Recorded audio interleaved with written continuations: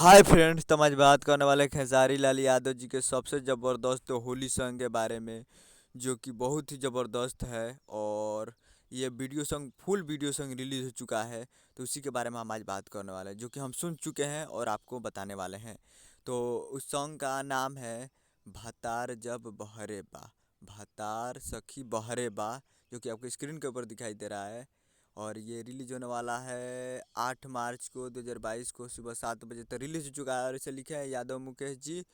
और और संगीत दिए हैं रोशन हैगरे जी और निर्देशक है आर्यन देव जी। तो और इसका वीडियो एडिटिंग किया है अमित मित जी। तो ये full video song web music Bhojpuri YouTube channel पे रिलीज हो चुका है।